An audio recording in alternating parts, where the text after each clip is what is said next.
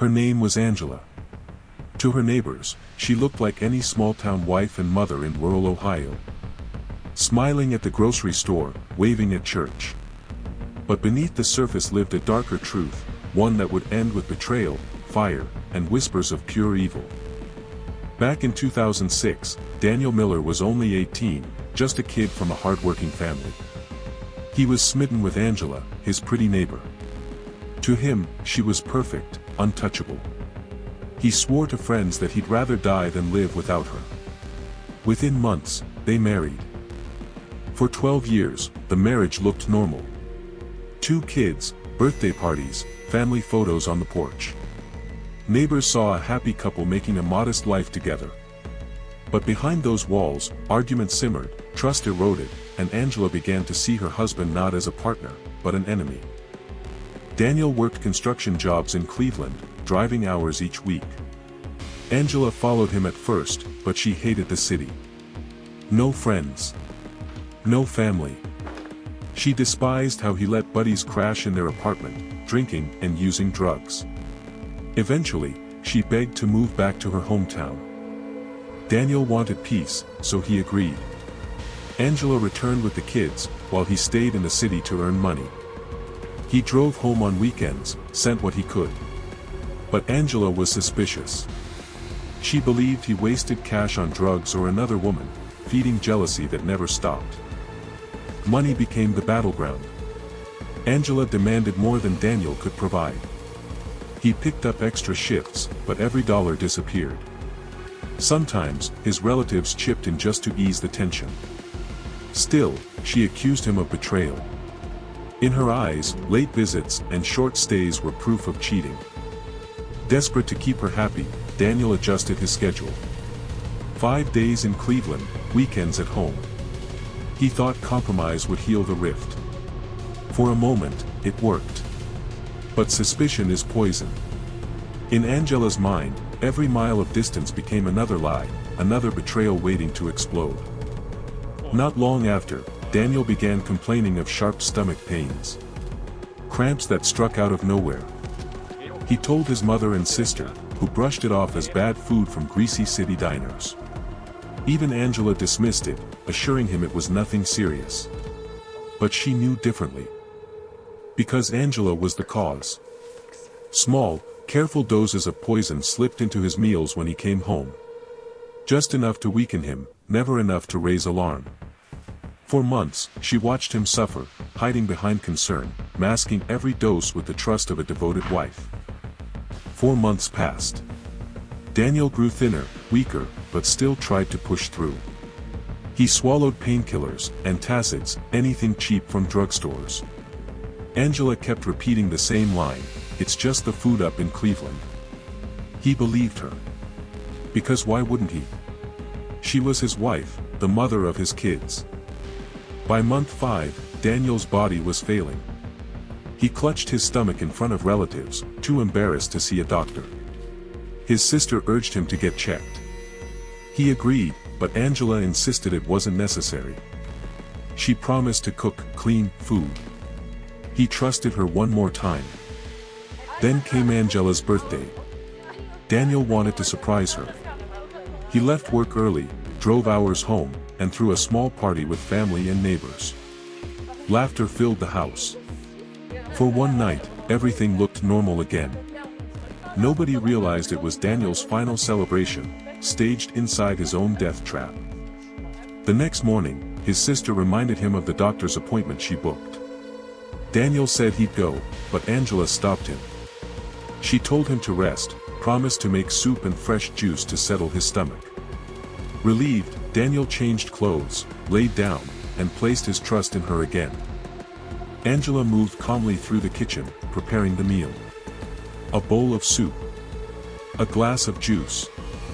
This time, she added the last and strongest dose. When Daniel drank, the pain ripped through his body instantly. He staggered, clutching his stomach, confused and terrified by what was happening. As he begged for help, Angela looked him in the eye and revealed the truth. She told him the sickness had never been random. For 5 months, she'd been poisoning him. And now, she said coldly, it was over. Daniel collapsed, helpless and unable to fight back. Barely conscious, Daniel tried to crawl away. Angela grabbed rope and tied him down to the bed. His voice broke with fear. The woman he trusted most had become a stranger, a predator. What came next was beyond anything he could have imagined in his darkest thoughts. Angela fetched a can of gasoline, taken from her father's supply. She poured it over Daniel's body, across the sheets, and onto the walls. The smell was overwhelming, burning the air. Daniel was alive, terrified, trapped. He begged for mercy. But Angela didn't stop. She struck a match. Flames roared to life, devouring the bed, the curtains, the man she once vowed to love. Daniel screamed, bound and helpless. Angela closed the door behind her, grabbed her young son, and walked out into the daylight, leaving the inferno raging behind. At 1:30 in the afternoon, the explosion shook the block. A thunderous boom sent a wall crashing into the street. Neighbors rushed outside, stunned by the sight of Angela's house in flames. Smoke poured into the sky, fire swallowing the room where Daniel was still trapped. Angela collapsed in the street, pretending to sob. She told neighbors the gas line exploded. She said she barely escaped with her son. People believed her. Who would suspect the grieving wife? Nobody imagined the performance unfolding before their eyes was part of a carefully crafted murder. Paramedics arrived quickly, forcing their way inside. They found Daniel's body burned beyond recognition. But something didn't fit. The intensity of the fire was far greater than a normal gas accident. And near the remains, a length of rope lay singed but intact, hinting at something sinister. Investigators studied the scene carefully. The bedroom door's lock looked damaged, almost as if it had been tampered with to keep Daniel from escaping. This wasn't a household accident. This was deliberate. Someone had trapped him inside that burning room and wanted him to die there. At first, friends defended Angela. They swore the couple rarely argued. Neighbors described her as polite, gentle. But detectives weren't convinced. They pressed harder, pulling together witness statements, searching for inconsistencies. Slowly, Angela's story began to unravel, thread by thread. One neighbor recalled seeing Angela outside just minutes before the explosion, calm and collected. Another detail came from her son. He admitted he saw smoke pouring from his father's room, but his mother told him to stay quiet and follow her outside. Red flags multiplied quickly. Police brought Angela in for questioning. At first, she played the grieving widow, sobbing uncontrollably. But as the hours dragged on, cracks appeared. Finally, under pressure, Angela confessed. She admitted to poisoning Daniel for months, and to setting the fire that ended his life in flames. She even explained where she got the fuel. Her father dealt with combustible materials, and she had been sneaking containers for weeks. She stored them in the house, waiting for the right moment. Her confession stunned detectives. The planning stretched back half a year. A search of the home revealed 4 sealed bottles of gasoline hidden in a closet. Evidence of her preparations, her patience, her cold calculation. Angela hadn't just snapped in anger. She had crafted a plan of torture and death, step by step, until it was complete. The medical examiner confirmed the horror. Daniel's organs showed traces of poison over several months. His stomach was eroded by toxins. And his burns told another story. He was alive when the fire consumed him. Bound, conscious, and suffering until his final breath. The community was stunned. A small-town wife had transformed into something unrecognizable. Some called her evil. Others whispered about possession, saying only demons could drive a mother to such cruelty.